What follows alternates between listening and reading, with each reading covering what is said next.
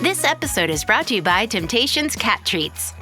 Your cat will come running for the perfectly irresistible Temptations Creamy Puree and Temptations Lickable Spoon Cat Treats. The best time to feed lickable cat treats to your cat is anytime. Feed by hand for a playful moment, in a bowl for a creamy treat, or as a topper to make mealtime fun. Visit temptationstreats.com to learn more. Welcome back to I Want That Too, the podcast where Disney merch meets Disney history. I'm entertainment writer Jim Hill, and as always, I'm joined by the lovely Lauren Hersey. Hey, Jim. How's it going? It's okay. I mean, I'm looking out into the yard, and I got a deer out there, so Bambi has come by to say hello. I just hope that he can make it back to the thicket before the hunters get here.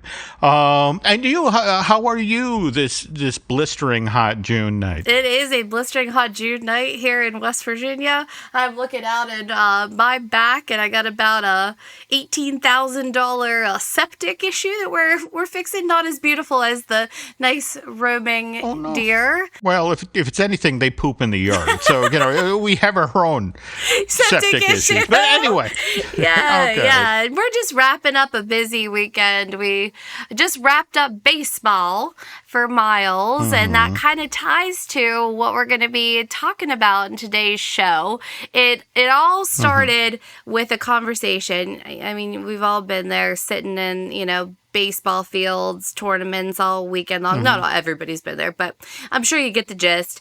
And Eric we're just passing time, and he asked if I saw this article that recently came out about a guy named Drew. How do you say his last name? Struzan? Drew Struzan. Struzan, okay.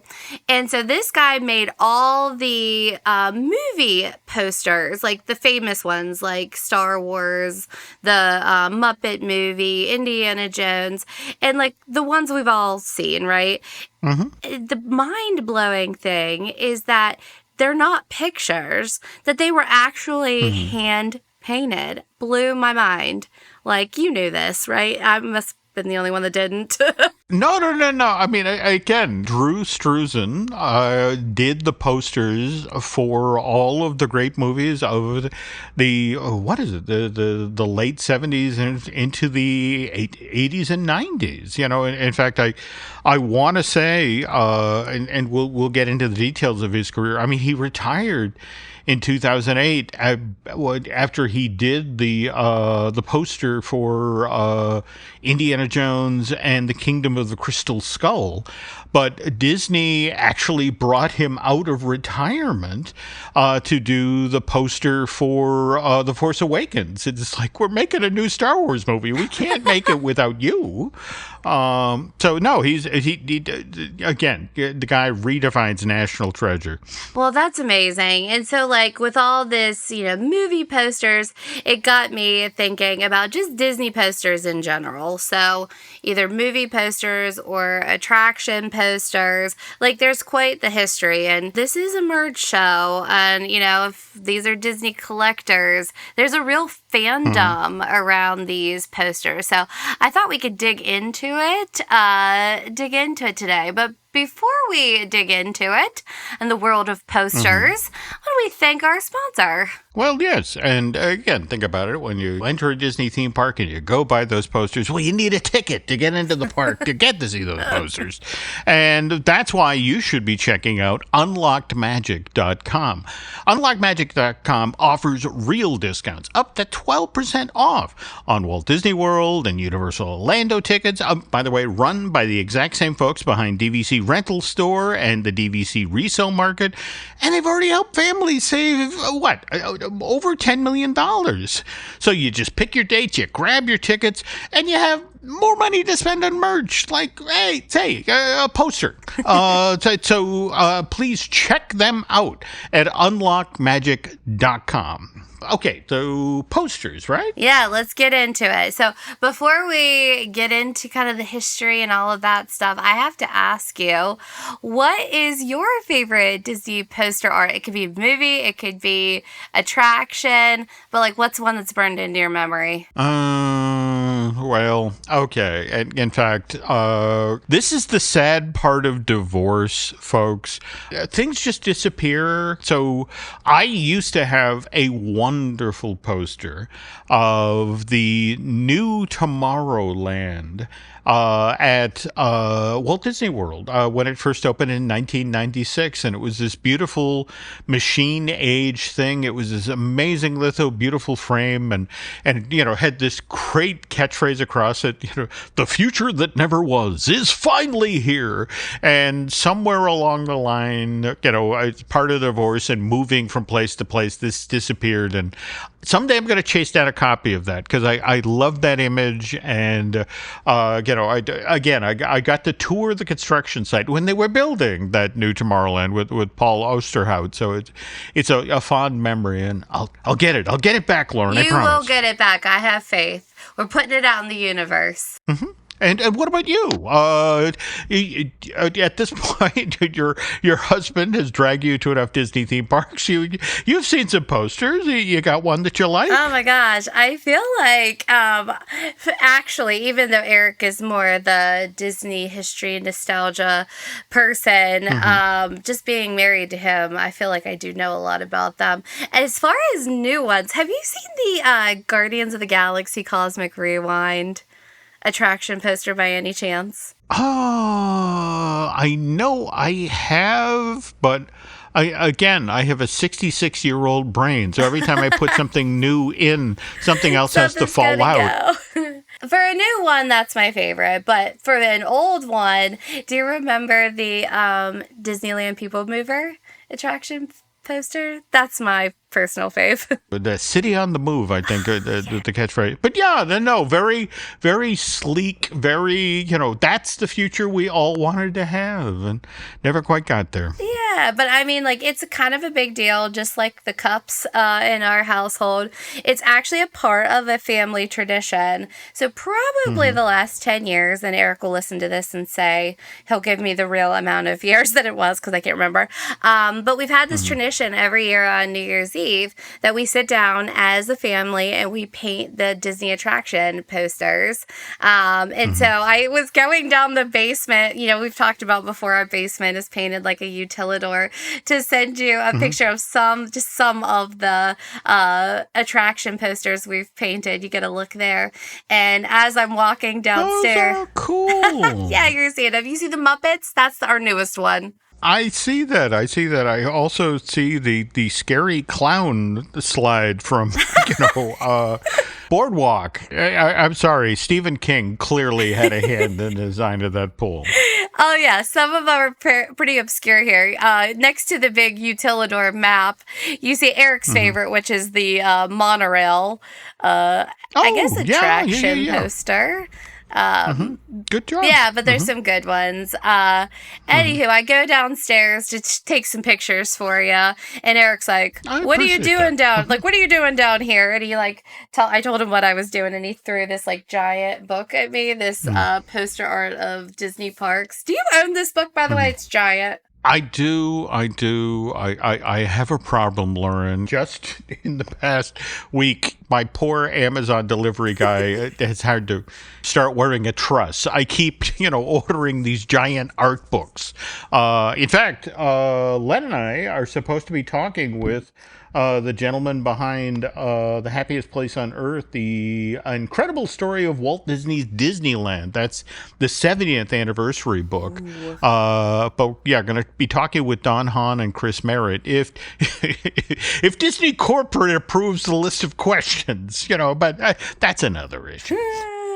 Well, I can't wait to. We'll hopefully talk about that on our show as well. Tell people how they can get their hands on it. Cool. But if you are into attraction posters, definitely recommend checking out this book. It's $40 on the Disney Store, since this is a merch podcast. But it looked like you could get it a couple places used for $10. And I feel like Eric has thrown this book at me before when we were talking about something. Oh, no, it was a book about maps. It was a giant book when we had Jim Scholl on to talk about maps.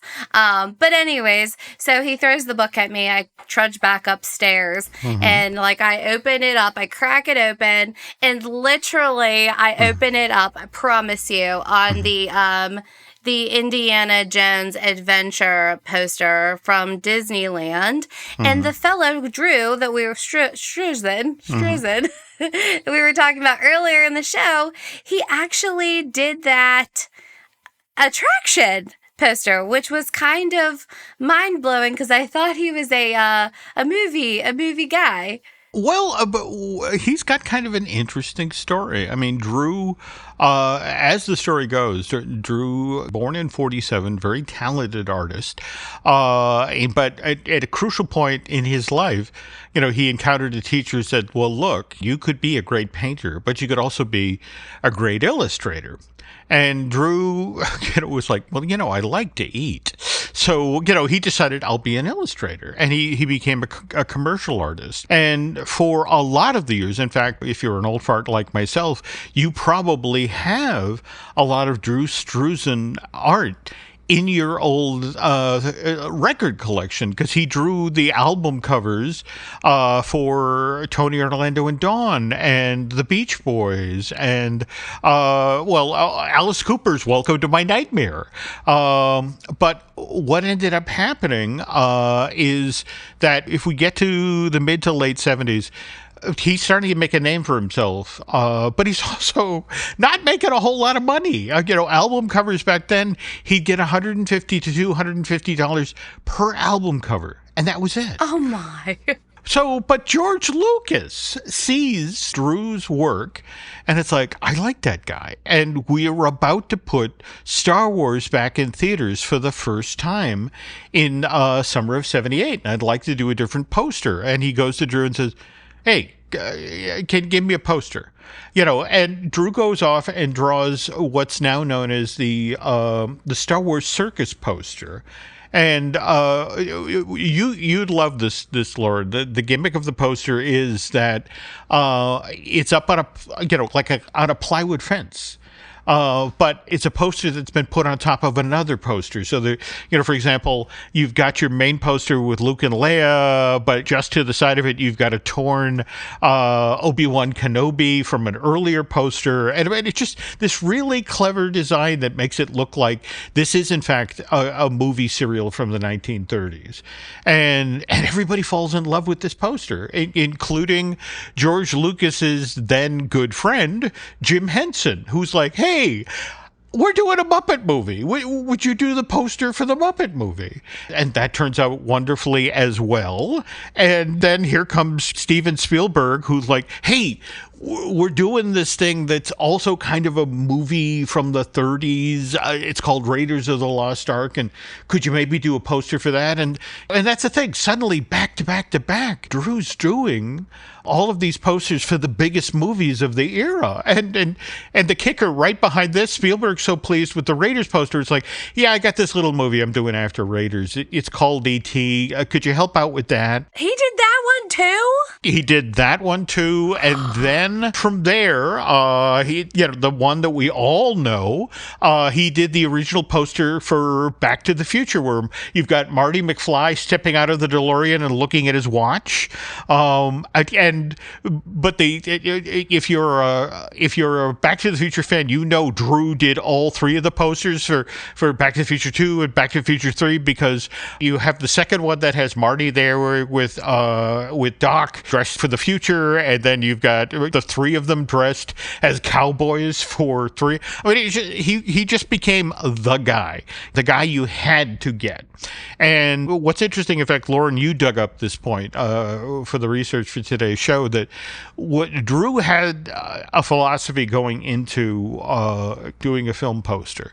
He wanted you, when you saw the poster, to have the same feeling you'd have when you saw the movie. So that's why so many of his posters stick with us. And more to the point, when people were launching big movies, for example, when Warner Brothers was about to launch the 8-part Harry Potter film series, they're like, we need Drew Struzan to do the poster for the Sorcerer's Stone, because this is going to be the first of a series, and we want people to look at this and go, I have to see that movie. But understand, like I'm looking at these, how he painted these. They look like, I mean, a lot of them look like a picture. Well, no, he was the master of likeness. In fact, you were just talking about the Indiana Jones Adventure Temple of the Forbidden Eye poster. And really funny story about that, because during for reasons we're not going to get into here, during the recording of the soundtrack for that attraction, Disney managed to piss off Harrison Ford to the point where he was supposed to actually record lines inside of the attraction, but he was like, that's it, I'm done. I want nothing to do with this. And he withdrew contractually Disney's ability to use his voice in the attraction and to use his likeness in the attraction, which is honestly why the Indy that you see inside of the AA Indy inside the rides, you only see twice, doesn't look like Harrison Ford. You know, the hat's kind of over the face. But anyway, Drew gets hired to do the poster for the Indiana Jones Adventure, and by Imagineering. And he gets caught in the middle here. That Imagineering's like, oh, by the way, we don't have the rights to do the Harrison Ford's likeness. So can you figure out how to put Indiana Jones on the poster without it having Harrison Ford's face? And he tries. He makes an effort, and it's like, oh, it looks lousy, and so I can't have this. So Drew, who knows Harrison because he's painted his likeness for again Raiders and Temple and Last Crusade, and he picks up the phone and calls him at home and explains the situation. It's like, look, I don't care what's going on between you and Disney. I really don't, all right? But my reputation is going to take a hit if I paint a poster for this attraction and you don't look like you. So can I have your permission to make you look like you on the poster? And Harrison laughed and said, okay, I'll call my attorney. Disney still can't use my voice, but for this poster, just for you, we can do that. Anyway, if you want to learn more about Drew Struzan, there's a wonderful documentary from 2013, Drew, the Man Behind the Poster. Likewise, there are 3 terrific books. There's The Movie Posters of Drew Struzan, that came out in 2004, The Art of Drew Struzan, that came out in 2010, and then Drew Struzan Oeuvre came out a year after that, 2011. Okay, now we get to the tough part of the story, which I wish had a happier ending. But Drew, after he came out of retirement and did the poster for Force Awakens, he formally goes into retirement in 2017. And only just in the past month or so, his wife, Dylan, took to social media to basically tell fans who regularly send him books and posters to autograph or looking to hire him to paint. And basically what Dylan told the world is like, I am so sorry, but we kept from you folks about 3 years ago, Drew was diagnosed with Alzheimer's. And over the past couple of years, his memory and communication skills have diminished, and he's just not in a position where he can sign anything or create new art anymore. And Dylan basically said, I wish he were enjoying a well-deserved retirement, but my husband's fighting for his life now. But anyway, I'm sorry, it's a sad ending to the story, but on the other hand, we still have the wonderful 150 movie posters that he did, and we have these books that have collected his finished pieces of art, plus give you insights into his process, and please seek those out. They're wonderful, and he's an amazing artist, and everybody should know more about Drew Struzan. Yeah, I'm going to have to tell Eric about the records, too, because he has quite the collection. I'm sure he has some Struzan art. There we go. But, largely we were talking about, movie posters with Drew, with the exception of Indiana Jones Adventure, like we had talked about. He didn't do anything else in the parks, right? The rest were just movies. Actually, interesting you say that, because the Imagineering, as soon as they saw what he did with the, they're like, he's Drew Struzan, we can't let him get away. And so they actually, the next job they gave him was at the outside billboard signage for Ellen's Energy Adventure. Ah, that makes sense. Okay, so if you've ever seen that, it's like, wow, really great likeness of the science guy in Ellen. But after that, he was like, this is nice. I want to go back to working on movies. Okay, thank you, Disney. They're lovely checks, but I'm not coming back. Well, I mean, but Disney still does a pretty great job, even without Drew on their attraction posters, like we've talked about. And I think they're probably aiming for the same thing that Drew was, and trying to encapsulate how people will feel when they watch the movie. The same thing with the attractions, Absolutely. with the posters. Absolutely. They're just aiming for that same emotion, But, Disney seems to take these posters really seriously, as well as, obviously, the collectors. And I can't remember if we've talked about this or not. I know I talked about my time at the Disney Institute last fall, but one of the things that sticks out about my visit was that they took us to Epcot cast services and costuming. And I think I walked you through that. But it was so cool. At the end of the tour, we're walking by the executive offices, and there's just this giant wall of attraction posters. And they have the original attraction poster right next to the attraction that took its place.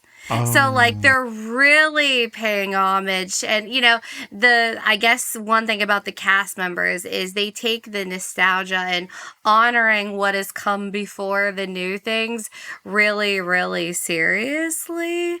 And I just thought that was so cool, and how much care goes into those designs, And what's fascinating about that is, and I love the notion of a poster of, say, World of Motion next to the original Test Track, which in turn then next to Tron Test Track, and now the brand new version of Test Track that's going to open next month. Exactly. It was so cool. Yeah, and I'll tell you what, folks, speaking of doing that, putting posters side by side, when we get back here as for the feature on this week's show, we're going to take a look at actually the history of Fantasia told through its posters. But before we do that, there's this. Ah, Smart Water. Pure, crisp taste. That's really good water. It's the kind of water that says, I have my life together. I do feel more sophisticated. Smart Water. For those with a taste for taste. Grab yours today. This episode is brought to you by LinkedIn. Healthcare professionals can lead their careers with LinkedIn. Discover jobs by specialty, preferred shifts, and even desired salary. From mental health therapists to radiology technicians, it's now faster and easier for healthcare professionals to find the right fit. Learn more at linkedin.com/healthcare. Side effects may include faster job placement, improved work-life balance, and increased career satisfaction. Imagine this: the best pasta sauce you have ever tasted sits abandoned on a plate. Wasted sauce. That is a tragedy. If only you had used Barilla al Bronzo pasta. Its bronze-cut texture holds your sauce and scoops up every last drop. The Italians call that scarpetta. Capture sauce the Italian way. Barilla al Bronzo. Click or tap the banner to find out more. And we're back. Okay, Lauren, and answer this question truthfully. You've seen Fantasia, right? The Disney classical music thing? Yeah, 100%. That's what I used to put Miles to bed with. We alternated between the original and Fantasia 2000. Are you? So, yes, many, many times. Wow, really? And this is what you put your child to sleep with Chernobog and dinosaurs. That. Wow, I suddenly, I mean, I think that's why you like us. We're a little weird, right? Okay, I'm not saying I'm going to call Child Protective Services immediately after this podcast, but that's a little concerning. Okay. All right. That story aside, Fantasia was a big deal when it was released to theaters back in November of 1940. I mean, this was the thing that first movie in theaters with Fantasound. When it initially opened in November of that year, only 13 theaters in the entire United States played this thing. And each of them had these, $100,000 set up with speakers all over the theater. And Disney had spent $2.5 million to make this thing. And nobody showed up. The thing loses $1 million. All right. But this is the thing. All of the posters make it look like it's this classical music feature. And, America's like, well, that's nice. What is Abbott and Costello doing today? So the movie loses $1 million. By January of 1942, though, the studio that's releasing the movies for Disney at that time, RKO, comes to them and is like, look, I'm really sorry. You're putting it out into theaters with $100,000 worth of stereo equipment didn't work out, but there's still hundreds of thousands of people in the United States that haven't seen this movie, and they always go to Disney Films. So, can we put it out as a mono movie? And also, we're not going to lie to you, Walt. It's too long and it's kind of boring. So, can we cut it down? Can we lose like 20, 40? Can we lose 40 minutes? And Walt was like, I can't do it. I mean, I understand you want to release the movies in theater. I can't do it. You guys edit it. And so they send Fantasia out in the theaters January of 1942. And this tells you how confident RKO was, Lauren.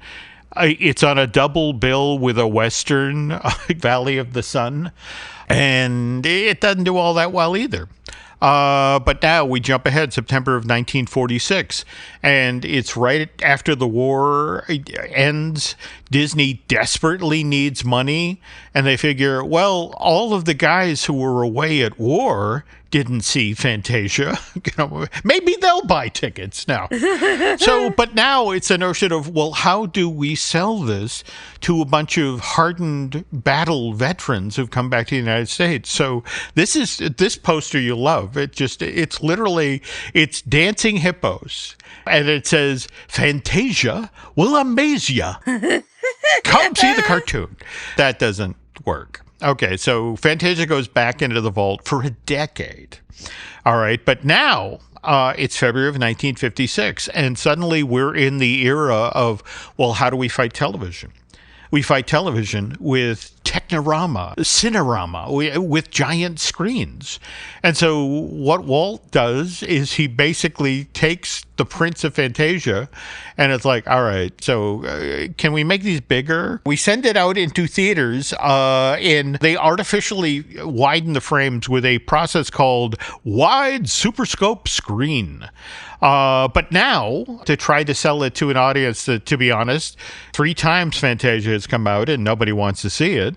So the advertising for this one is movie magic as you've never seen it before. Stressing, this is widescreen. You should really come out and see this now. Pretty please. Pretty please. Doesn't work. All right. And so finally, jump ahead now to February of 1963. And now everybody is obsessed with stereo sound. What's kind of interesting is, depending on who you talk to at Disney about this re-release, Disney may have put it out into theaters just so they then had an excuse that Buena Vista Records could then release a 2 LP version of Fantasia to record stores. But this one, has another redesigned poster, and this one, all the beauty, all the delight, and all the excitement.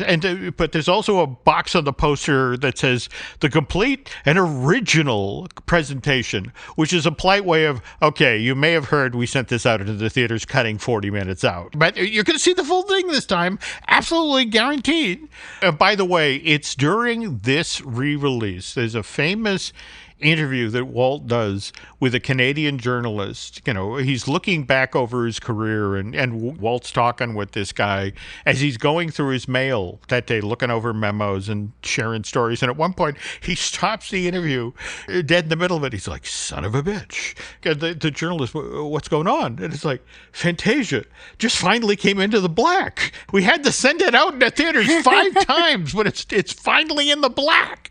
And then to jump ahead to 1969, Fantasia finally starts making money for the Walt Disney Company, but in a way that Walt probably wouldn't have approved of. In fact, you'd love this poster, Lauren. You can go find it today.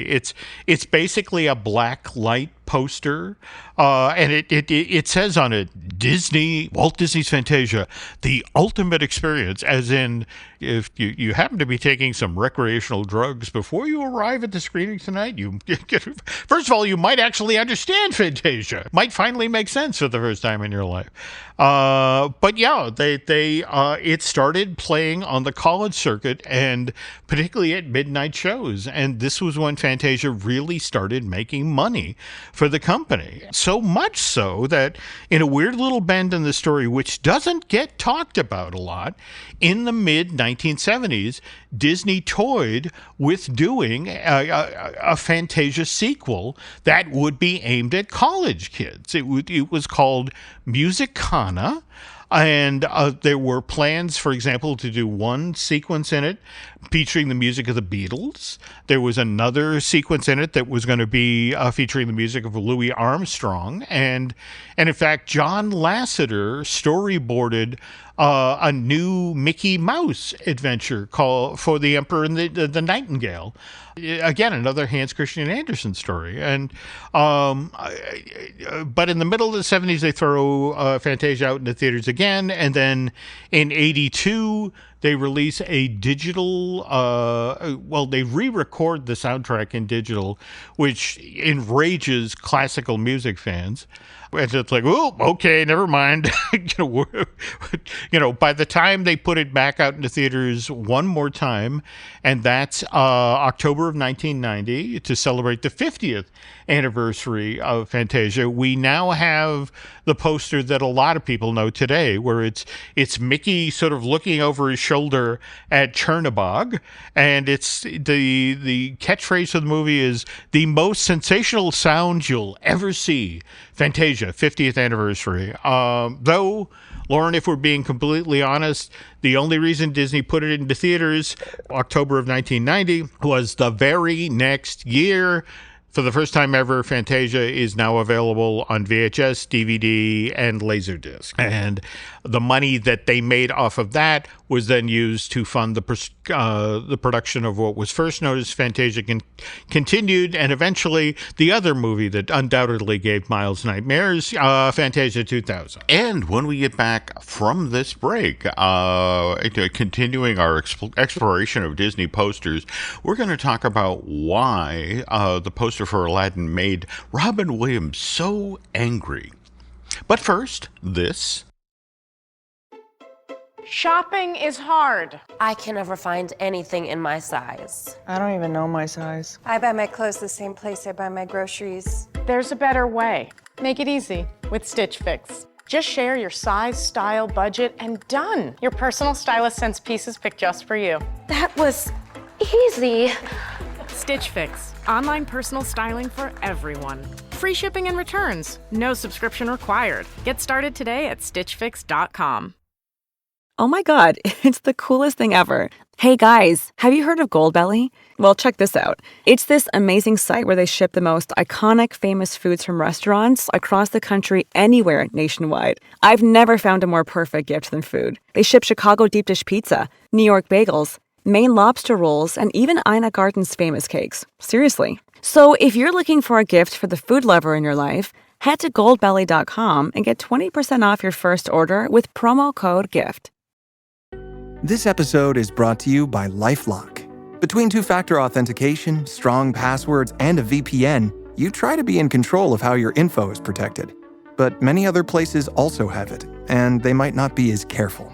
That's why LifeLock monitors hundreds of millions of data points a second for threats. If your identity is stolen, they'll fix it, guaranteed, or your money back. Save up to 40% your first year. Visit LifeLock.com/podcast for 40% off. Terms apply.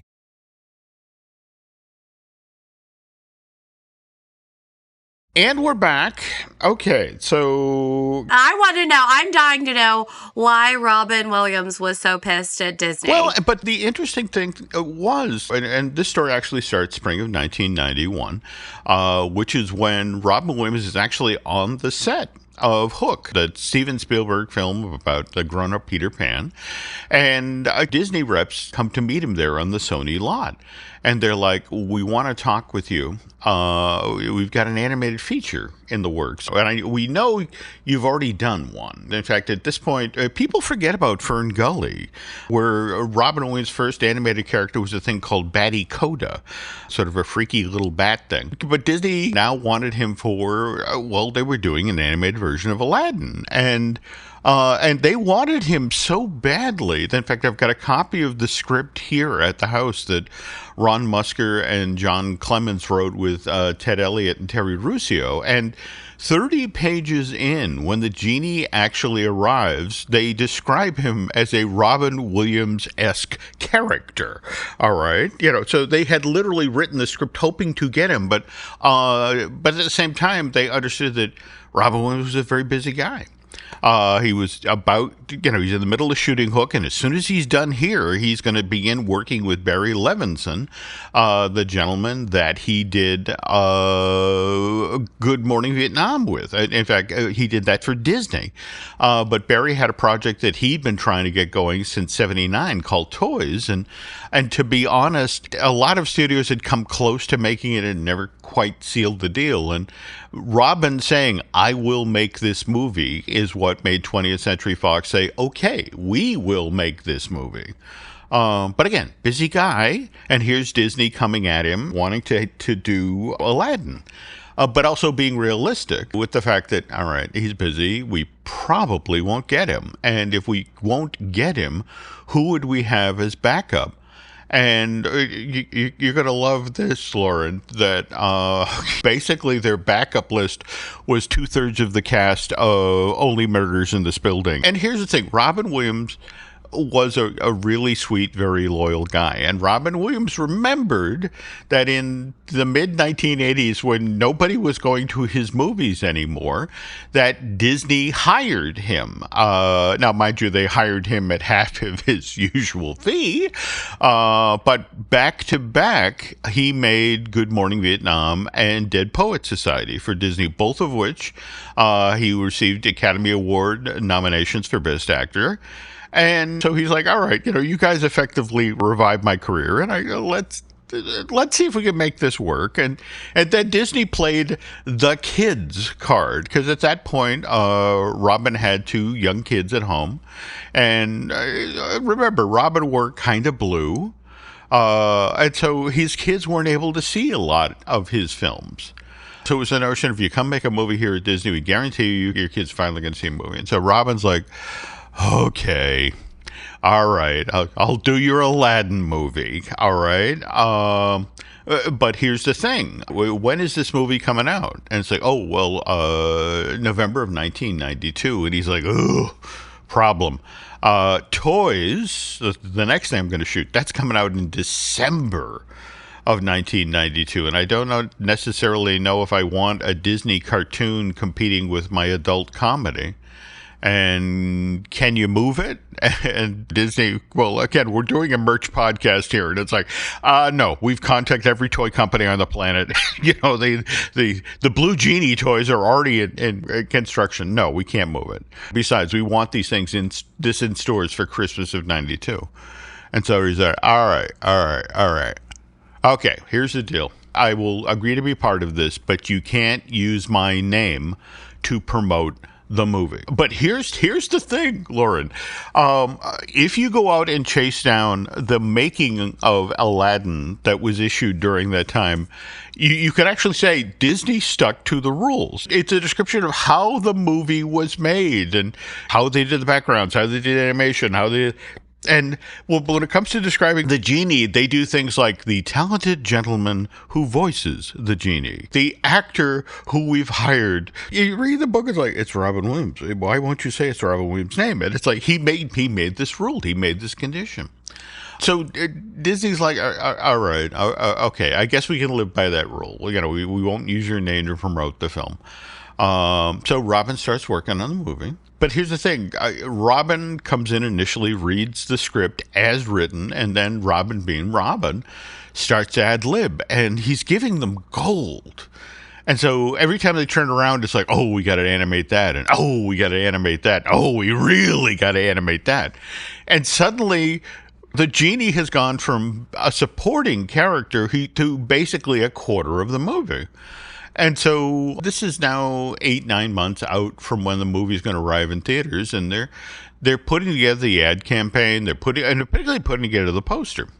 And so Disney reaches out to Rob and goes, "Hey, you're part of the movie because you've been doing such a great job on it. It's gotten bigger, more significant, and we feel like we can't necessarily hide the character of the genie.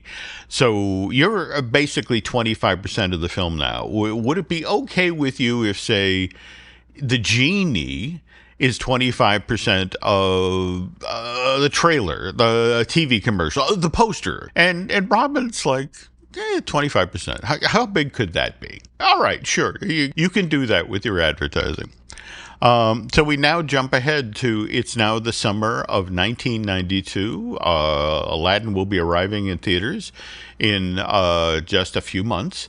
And the first posters start to appear in movie theaters. And Robin sees one and freaks out. It's like, what did you guys do? You said you weren't going to feature me in the advertising. You said, no, Robin. We said, we only limit you in the poster to 25% because you're 25% of the movie. He said, you didn't tell me that on the poster the genie would be the biggest character. And in fact, if you go and seek out the original opening poster for Aladdin, I mean, you've got a teeny tiny Aladdin and Jasmine. I want to say they're riding on a carpet flying over Agrabah, and even below them is an even smaller Jafar and Iago, but they're looming in the skies over Agrabah is this big, blue, wonderful-looking genie.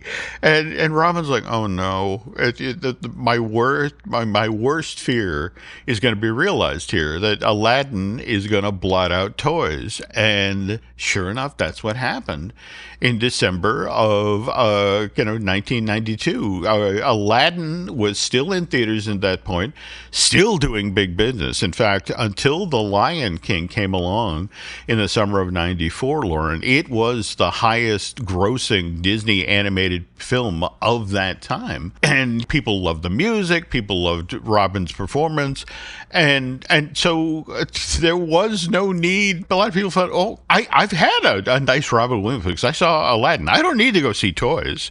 And so Toys, which 20th Century Fox spent $40 million making, only grossed $20 million at the box office. It became a failure. Though, interestingly enough, Disney acquires it as part of the Fox acquisition.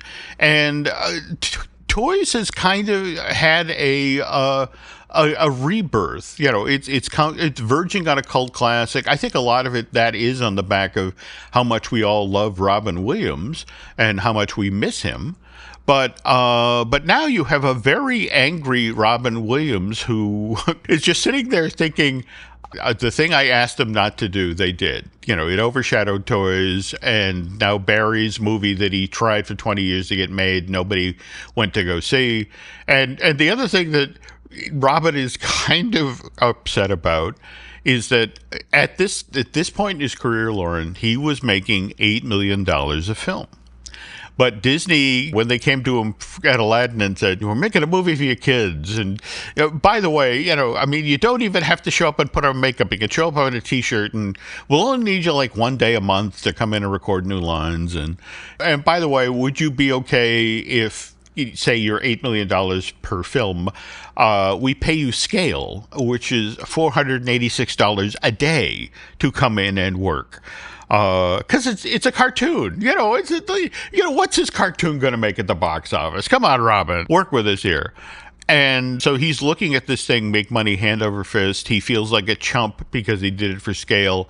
And there, all these jokes start to appear around Hollywood when they realize, oh, Robin's angry. And the joke that was prevalent during that time is, why won't Disney write Robin Williams a check for what he did in Aladdin? And it's like, well, you try writing a check with only 4 fingers. Disney tries to make good. They suddenly realize, oh, we got to turn this around. And so very publicly at an award ceremony that year, Disney presents Robin on stage with an original Picasso. And with the notion of, by the way, Robin, this has been valued at $5 million. And so this is how much we appreciate your artistry. We're giving you this piece of artistry. And so initially, Robin's, but he makes a joke to the effect of, he's at an award show and they present him with a piece of art on stage. And he says, so is this the certificate I turn in to get an award? Where do I do that? But later, I want to say it's within a week to 10 days that word leaks out. It's like, well, yes, it's a genuine Picasso and it's valued at $5 million, but Disney actually got it in an estate sale for $750,000. So even then, they're doing stuff on the cheap with Robin. And so he effectively tells Disney, I'm never going to work for you guys again. I feel totally screwed over here. And the other thing I think that kind of offended Robin is friends would coming up to him and say, oh, we took the kids to see Aladdin and it's your very best work. And it's like, it's not me. It's my voice.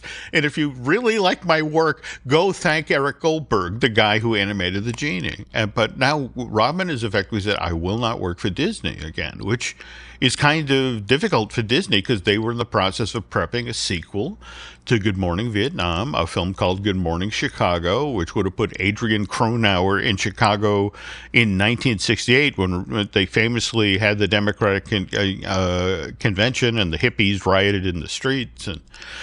But he steers clear of Disney for years. In fact, it's not until Jeffrey Katzenberg leaves to go with Steven Spielberg and David Geffen to form DreamWorks SKG that there's a new head of the studio, Joe Roth. And Joe Roth reaches out. One of the very first things he does, he said, look, I know there's some really bad feeling here about what Disney did in regard to Aladdin, and is there anything we can do? And Robin just figured, okay, you're a new guy. Let me be honest with you. My feelings are hurt. I want a public apology. And Roth says, done. And within the week, he stages a press conference where Roth effectively says, look, Robin came into Aladdin with the best of intentions, and we were somewhat dishonest with him. And he's a talent, and we appreciate it, and he's behind a film now that we love and a character that people value. And this is our fault that he feels this way. So, on behalf of the Walt Disney Company, I want to apologize. And Robin was kind of floored. He got everything that he wanted. And so he came to meet Joe at the studio to thank him for it. And Joe said, oh, by the way, I want to show you something.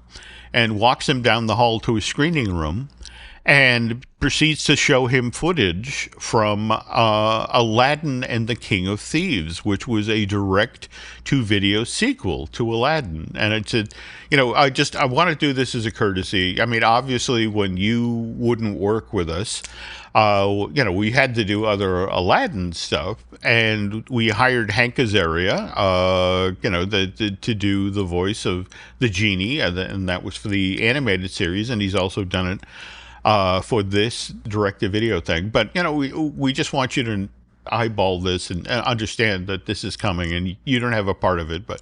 And Robin watches the footage, and the lights come up, and that was pretty good. I would have done some different stuff, but Hank's good. And Joe's like, you would have done other stuff differently? Yeah. Would you be interested in doing the voice of the genie for this? And Robin, being Robin, well, sure, but I don't want to take money out of another actor's mouth. I mean, Hank got hired for this job. And Joe's like, oh, don't worry about it. We'll pay Hank. Oh my God. He'll get his check today. But if you want to come back in and re-record lines for the genie for the King of Thieves, we'd be happy to do that. And that's exactly what happened. And in fact, they trashed, Lauren, a year's worth of animation because the notion was that Hank Azaria read the script as written, where Robin came in and did what he did on the first Aladdin. He'd read it straight and then he'd ad-lib. And again, they got all of this comedy gold, which they then went off and animated. So you got to wonder what other stuff we would have gotten with Robin Williams at Disney if they hadn't ticked him off with what they did with the Aladdin poster back in 92 or thereabouts. He literally steered clear of Disney for, I want to say, 4 or 5 years. So, but moral of the story is, a good apology can really make all the difference. Or maybe don't screw people over in the first place. I don't know. This is why I love doing this podcast with you. That is such a great mom response. All right, that you literally went in. If Miles were there, he would have learned something. I just learned something, and I told the damn story. Wow, no, the power of a good apology. Oh, okay. Hey, you learned something today, folks. That's what we do here on I Want That Too. A little merch, a little history, a little life lessons. There we go. All right. I feel so much better now. All right, Jim. Well, on that note, I do think that it's time we close up shop for today. Oh, no, absolutely. Excellent choice. By the way, folks, if you want to stay updated on everything happening across the Jim Hill Media Podcast Network, please follow us on Facebook, Instagram, and X. And don't forget to check out our Patreon for bonus shows like Disney Unpacked, the one I do with Len Testa and veteran Imagineer Jim Schul.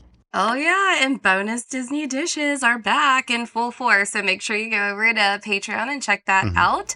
And if you're enjoying the podcast, we'd love it if you could leave a quick review. It really helps more Disney fans find us, and it does really mean a lot. Also, again, it's not just that we enjoy hearing from you folks. We also love, Laura and I really appreciate it when you come forward with ideas for shows or suggestions for topics for us to talk about. So if you want to reach out and share stuff like that, drop us a message on social or email us. I can be reached at jim@jimhillmedia.com. And Lauren, you're... Lauren at laurenhersey.com. All right. I think that's it for today. Thanks for listening, everyone. And we'll see you next time on I Want That Too.